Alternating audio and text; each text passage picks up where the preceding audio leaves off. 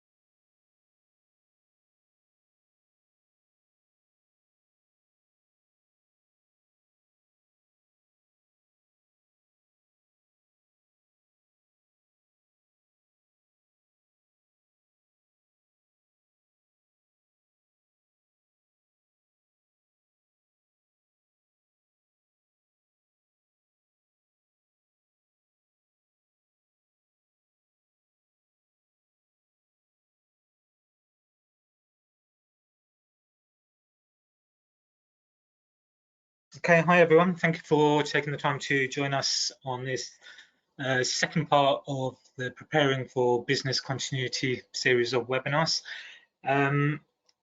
Before we start, I want to apologise in advance. I'm sat in my conservatory. It's boiling hot today. It was a little bit noisy earlier. It sounded like I was in a bird sanctuary. It's quieting down a little bit, but you might hear some birds tweeting away. That are my pets. I just happen to be working quite close to my garden. So just to introduce the panel speakers, I'm Terry China. I'm the Solutions Director for Workspace at XMA. And we have Fiona from Xero, who's joined us as well. Fiona, would you like to introduce yourself? Good morning, everybody. My name is Fiona Doak, and I'm the EMEA Partner Manager at Xero, part of Cisco. Thank you, Fiona. So just to show you the agenda, it's quite a high-level one. We're going to start off with an overview of what XMA's Workspace Solutions are, and then we'll show you a high-level view of the agenda or the program of webinars we've put together.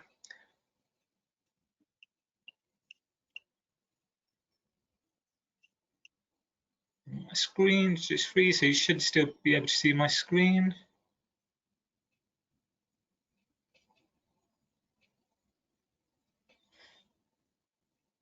Okay, sorry about that. And then we'll be moving to preparing for business continuity, and we'll be hearing from Fiona on how we can shift from a VPN to a software-defined perimeter.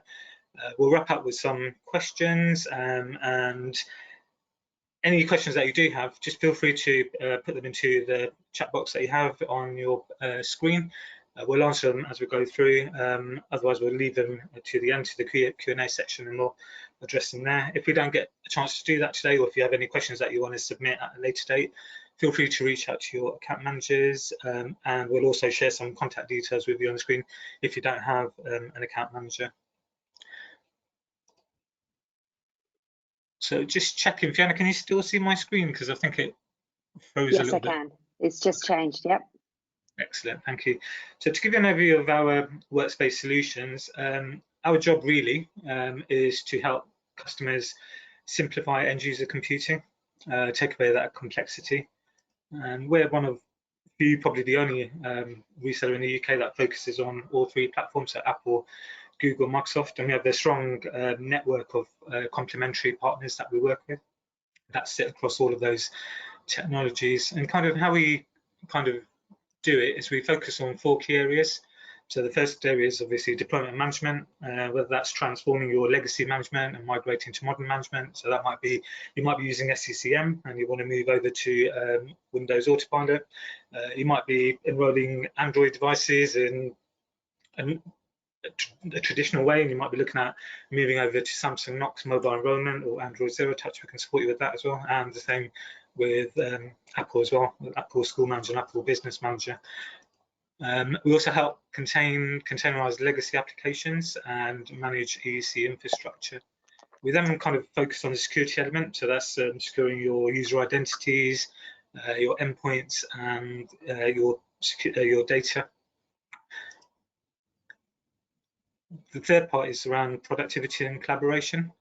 So that's your applications and desktops, whether they're virtual apps, SaaS apps, web-based apps, mobile apps, we support you with that. And we also help customers with robotic process automation. So if you have siloed processes in your organization and you want to digitize those and bring those together, we can support you with that. And kind of like the last element is the insights and analytics. So we'll help you gain insights on productivity, utilization, monitoring and event management.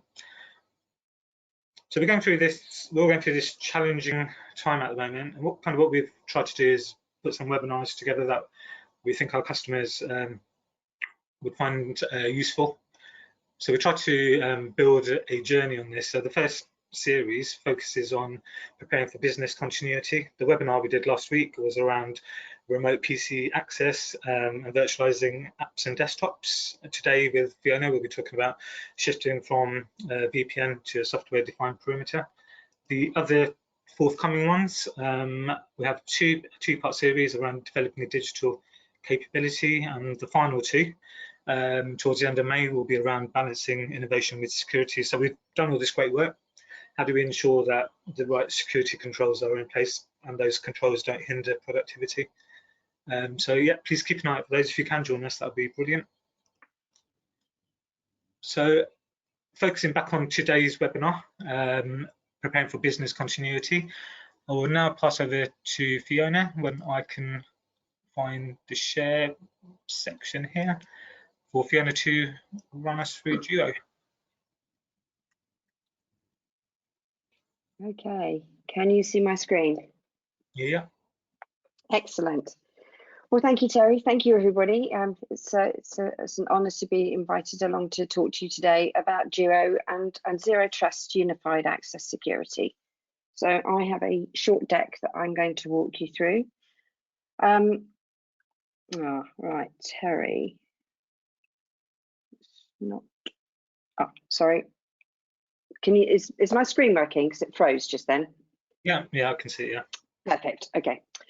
So let me take a step back. So back in 2009, 2010, two gentlemen founded Duo, and the whole premise of what they wanted to achieve was both of them had extensive security backgrounds and were looking at what the new security landscape looked like. Where were we putting applications?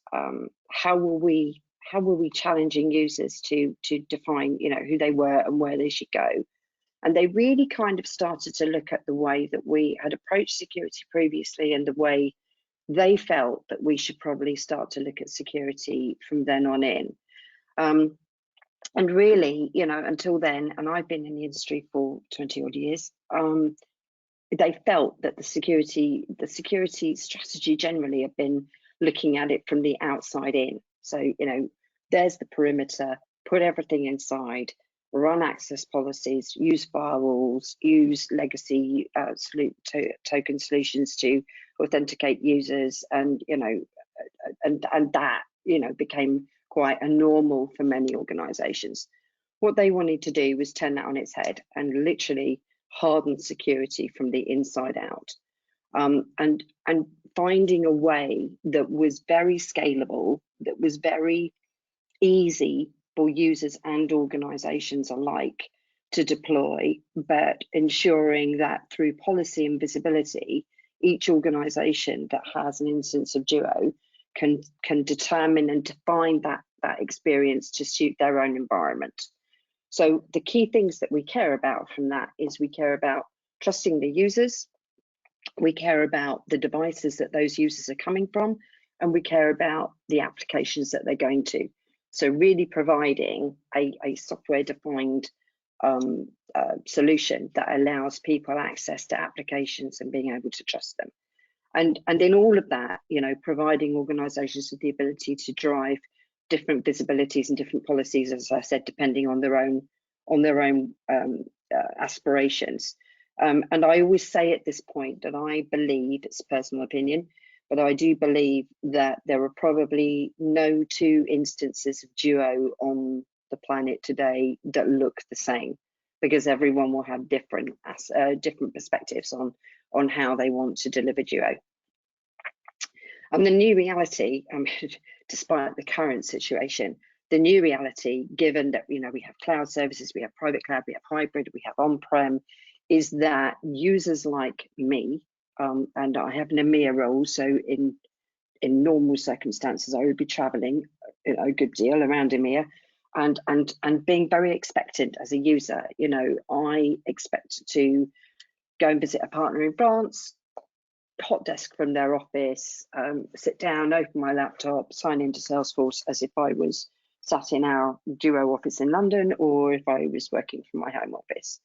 And I'm expectant. I'm assuming that I will get access to all of the applications that I should have access to from wherever I am.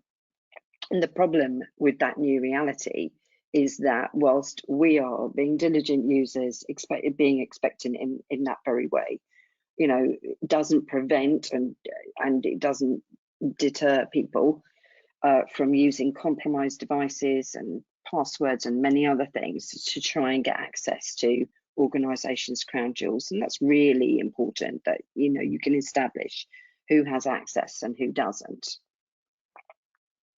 So what do we do? So Duo is a software as a service based authentication platform. We do so much more than that, which I'm going to talk about in a minute. We have 18,000 plus customers globally. I really should update the slide actually. We were bought by Cisco 18 months ago now. And as you can imagine, our customers has that whole kind of customer environment has changed so much. We support out-of-the-box integrations for 250 plus types of services and on-prem and cloud scenarios, and I'll show you some of that in a minute. And this is an example of some of the customers that we have. For those of you that haven't seen Duo before, the picture on the right is a mobile phone. That could be anything. It could be an Apple Watch, it could be an iPad, it could be a laptop. It could be a Mac. It doesn't matter what it is. The Duo has been built on the ability to be able to deploy it to any kind of device to support that user's experience in doing these three things. So our first job as an organization is to make sure that we verify trust. So in the very first instance, and we talk about MFA, multi-factor authentication, is that we can define who that user is based on a challenge that they're presented with, and a push notification to the device that they own. The second thing that's important there is that if we're doing that, we need to be able to determine that device trust. Is it a managed, or is it a corporate device, or is it the user's own device? With Cisco, with Duo, before we were bought by Cisco, actually we all use our own mobile phones. We didn't have Duo corporate phones, although we had corporate laptops. When we were bought by Cisco, we could apply to have a Cisco work phone as well. So again, we've got a very prolific managed and unmanaged device situation, and you need to be able to make sure that you can verify the trust of those devices. And then once you've agreed that we trust that that's Fiona, we trust that that's the device that she's coming from, it's something that we expect to see, it's something normal, it's a device that's registered, and or she's registered a new device, and we've approved that. Once that's in place, then we can look at the policies behind Fiona's profile and decide where Fiona can go and what she can see. So in that case, we then start to look at access control, and I'll show you a demonstration of this at the end. And what that means is, against my profile, is how many applications do I have access to, and do I have guest access to some other applications that other people may have more access to than I do, So it was really determining that policy. This, I always smile when I put this slide up. So we didn't, we're not modest enough to give ourselves this title, world's most secure and easiest MFA, but it's something that our customers talk to us about. As I said earlier, I've worked in security all my life, and always one of the drivers when you work for a vendor is, you know, can we get some case studies? And at Xero, I have to say, customers do beat a path to our door and go, can we be a case study, or can we tell you about our experience? Which leads us to our NPS score, which is, you know, in excess of 70%, which is amazing.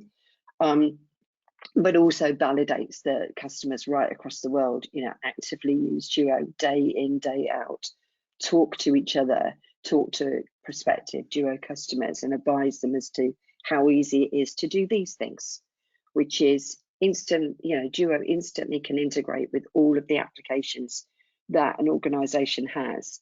Users can self-enroll in minutes. That is critical for any business, normal or new normal, as we're now experiencing.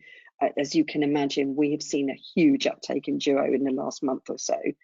The ability to roll out thousands of users in a very short space of time is critical for any organization, new normal or old normal. That shouldn't be a showstopper. That should be a gate opener. And the user can authenticate in seconds. There's no codes to enter. It's a push notification to the device. As I said earlier, we're showing a phone here because that's our most popular device. But equally, it could be a watch, it could be an iPad. I personally have 3 devices that I can authenticate from. The way Xero is licensed, I'll just put this in now, it's licensed per user per year. It doesn't matter how many devices that user has. I have a couple of devices that I only use for certain applications, just because that's the way I like to do it. But again, it does speak to the flexibility that you can offer to users. And I'll come back to about self-enrolling in a moment. And once you've enrolled a user, it's how you identify between corporate owned and bring your own devices, bring your own anything, as I like to call it these days, because people turn up and go, oh, can we support this? And in general, Xero can support most devices. There's a few things that might need some extra work, but in the main, out of the box, you should be able to do to enroll any kind of device. And just to kind of put this into context, when a user enrolls, they will be sent an email by the organization that's rolling out Xero.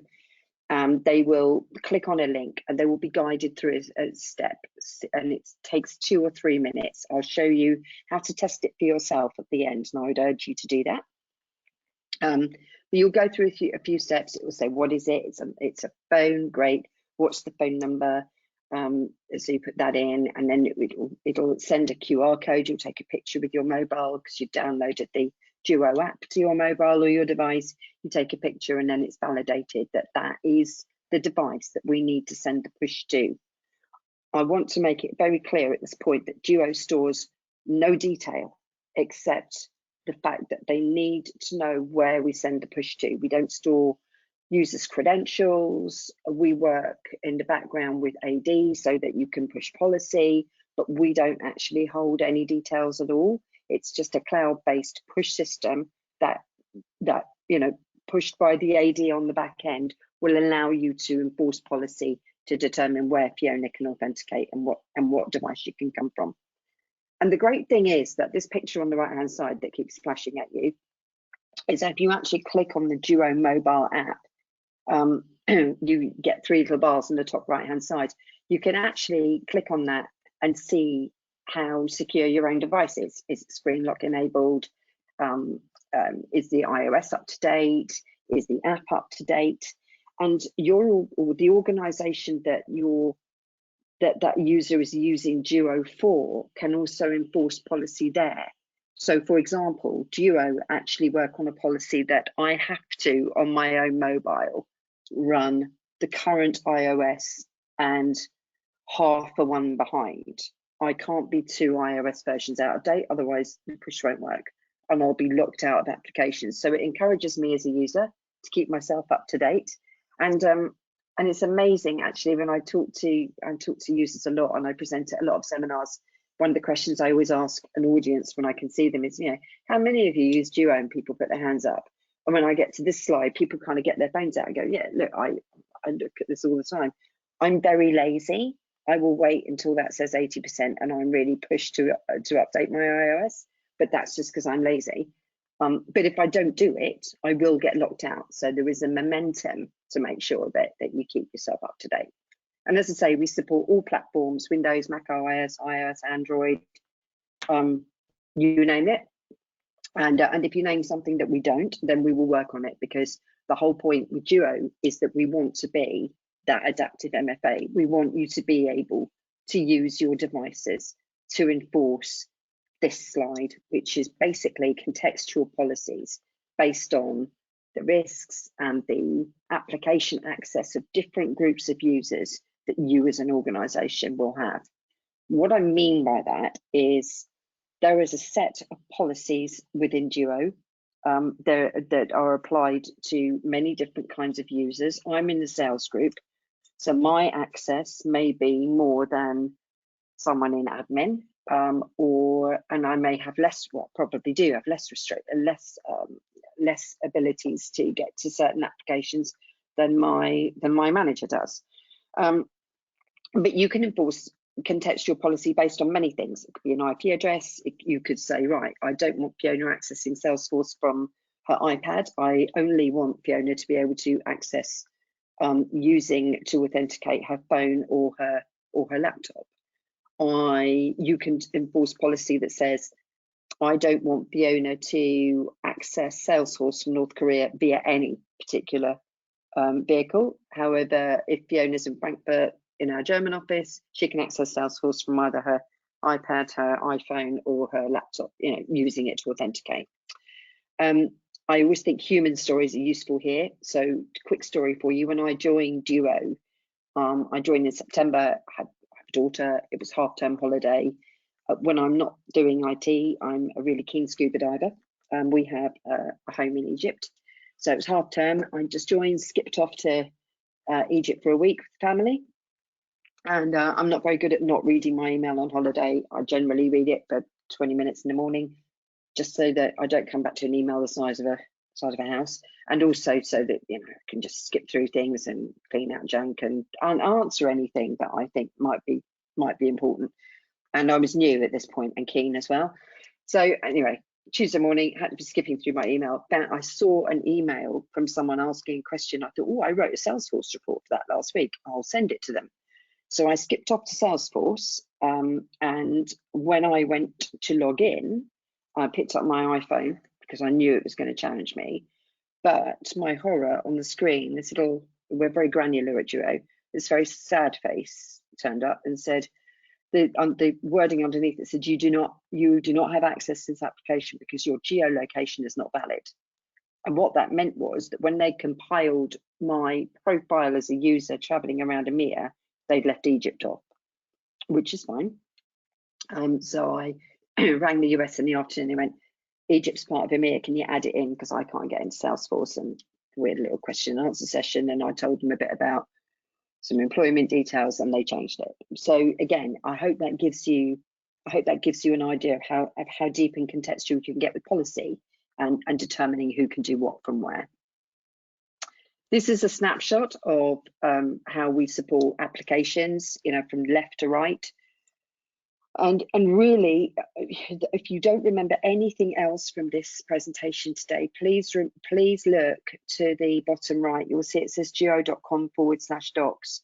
When Doug and Jono set the company up in 2009, 2010, their whole remit was that everybody should be able to use Duo and nobody should be exempt just because it was a homegrown application or it was slightly quirky or anything. So they set up this page from the get-go. I've never worked for a vendor where we're so giving in terms of information. If you're deploying Duo and you are ever stuck with an integration, go here and you will find an integration guide for everything. And as I said, we're quite unique as a company It's one of the things that Cisco liked about us so much, is that we do want everyone to be able to use Xero. So often, you know, there's videos and step-by-step guides. It's not complicated. I have managed to set Xero up at home and added a couple of applications and have actually used the site to do that. But it's really, really a wealth of information for anything here that you might want to do on-prem, cloud. If it's homegrown, then we've written, you know, code to help you enable that application so you confront it with Xero. Why choose Xero? I think it speaks for itself. You can read the slide for yourself. I'm just going to finish this with a couple of things that customers have said to me, and a couple of standouts for me. As I said, I joined Xero 2.5 years ago in September, and in early November we were rolling out at Manchester University, who are a case study of ours, as are many others. And they were quite nervous. You know, we'd done a whole POC with them. They were up and they were ready to go, and they were going to roll out to faculty, staff, everybody over one weekend in November. And I remember our customer service team being deployed to go up and help. They decided to roll it out for a weekend, so they started at 7 o'clock on a Friday, and they were planning to have it done by Sunday afternoon, although they still weren't convinced. And we were saying, no, look, you know, people like Facebook have rolled out thousands of users in a day. Well, they managed to roll out just short of 7,000 users between 7 o'clock on a Friday evening and 4 o'clock on a Sunday afternoon. And I think that is testament to everything that's written on this slide. You know, we enabled them to be agile. We reduced their compliance risks and ensured that people had access to what they should have access to and not what they shouldn't.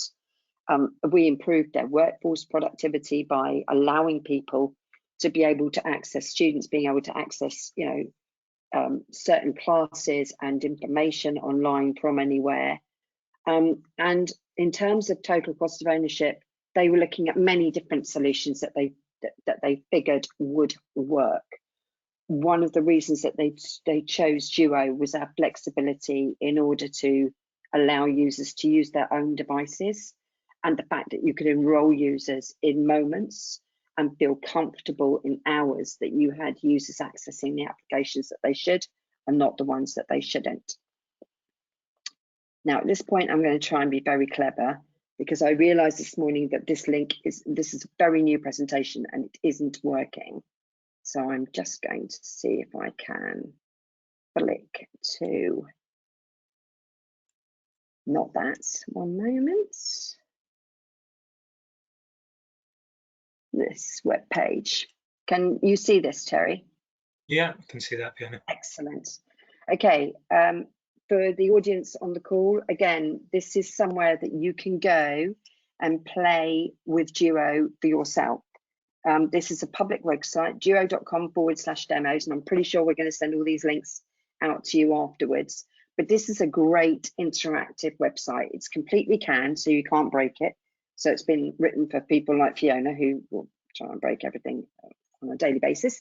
But I'll flick down this and then I'll flick back to what I'm going to show you quickly. But it has all kinds of demos, application integration pieces that you can read, look at, play with, you know, and there are all kinds of common cases in using Xero. You can even in one of these, and I'll let you find it for yourselves, but you can do an SSO yourself, so you can link your own phone up to one of these demos and use it. But I wanted to show you this just very quickly. So this is typical of my world every day, okay? I come in, I sign into things, and I expect, as I said earlier, I'm a very expectant user. I expect to have the world at my fingertips, or certainly a Xero world anyway. So this is a kind of single sign-on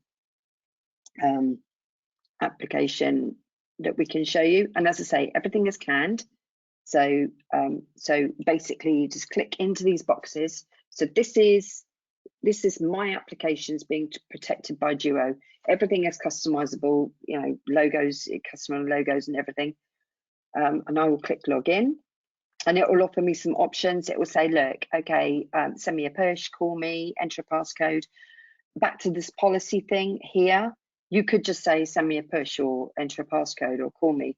Depending on the types of users you have and what they have access to, gives you, a plethora of choices in terms of what you want to do. You can have YubiKeys as well. Just a case in point, I have one in my laptop that I can tap for certain applications. It just lets me use a YubiKey. We don't make them. They're made by Yubico. We sell them straight through. Nobody makes any money from them. They just, but if we have certain types of organizations who need to have some kind of token request, so we have them. So I'm going to click send me a push. I hope. Send me a push. There we go. And up on the screen will come, let's say this is Fiona's phone. I click on the login request and I get a yes or a no. Let's show you this. A yes or a no answer here. I'm going to click yes, obviously. And this is my day every day. So I now have access to all of these applications. And as you can imagine, I'm a Salesforce, pretty much live and die by Salesforce. So, I will be probably logging in Salesforce on a daily basis. Again, here, just as a case in point, back to that whole policy piece, you could set it that says I can click into Salesforce now, and you could say, okay, after an hour, I want Fiona to re-authenticate. At Xero, we're quite gracious. I can click into Salesforce and I'm good for 12 hours. Personally, I would change that if I was, because I'm just ultra cautious. But I would say, no, I think I would make Fiona re-authenticate. But the fact of the matter is, again, that's all policy driven, and you can do exactly as you would like. So it's very flexible. It's been built for users. It's been built for purpose, and it's been built for you. So please feel free to use them. And with that, I'm going to stop sharing and hand back to Terry.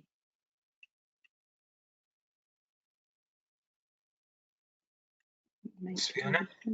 Has that worked? Yeah, I should be able to see my screen. I can. Excellent. So, okay, at this point, we'll stop for some questions and answer them. Just looking at the chat here.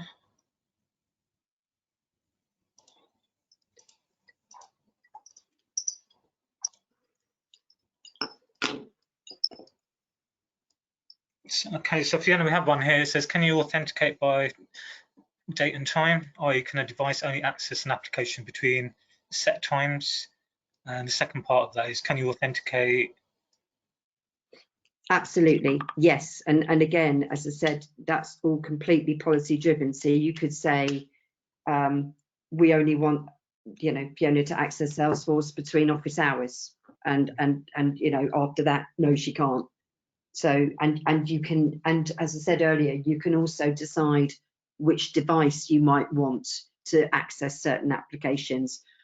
There is one application that I can't access actually from my iPad, which is our Workday application, which is our HR thing. I have to authenticate from my phone. And there are two applications that I can only access between 8 and 4. So yeah. Thanks, Fiona. Got another one here. So as an organisation, what would I benefit using STP over VPN? Good question. I think we're giving you the alternative to instead of using VPN, you're providing that trusted access solution, incorporating MFA, device policy, application access all in one, which as a software as a service solution. So I think we're giving options in that respect. Brilliant. And I think the other thing as well is you're not providing with the VPN, you're providing pretty much access to everything on the network, whereas with the Xero software-defined perimeters, you can be granular and just provide access just to the single application. Absolutely, yeah, absolutely. Excellent. We have one more question here. Is there a pricing model for public sector, in particular single schools or academies? Indeed there is, and speak to XMA after this and we can help furnish you with that information. Excellent. Okay, I don't think we have any more, but if you do have any more, feel free to chuck them into the chat box or reach out to your account managers or the contact details that you'll see at the end of the presentation. So this slide here is just to let our customers know that we're still open for business. We have our online store, made some modifications to make it easier for customers to browse and order and receive products. And I'll say it again, I said it last week as well, but we have our team of colleagues that are kind of supporting our customers through this. So massive thank you to those guys that are working in the config center as well as the warehouse as well. But yeah, open for business. So any requirements, please feel free to reach out to your account managers. And kind of with that in mind, I think we've come to the end of the webinar. We're here to help. Here's some contact details if you don't have a dedicated account manager. But any questions you do have, please feel free to reach out to us.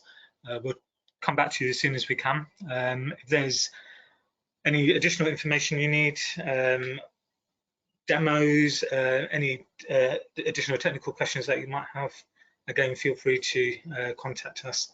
So I take this opportunity to thank you, Fiona, for joining us today. You're very welcome. And Terry, we gave you the XMA trial link as well that you'd send out to people who'd like to try it. Yeah, definitely. Definitely, thank you for that. And massive thank you for everyone that joined us today.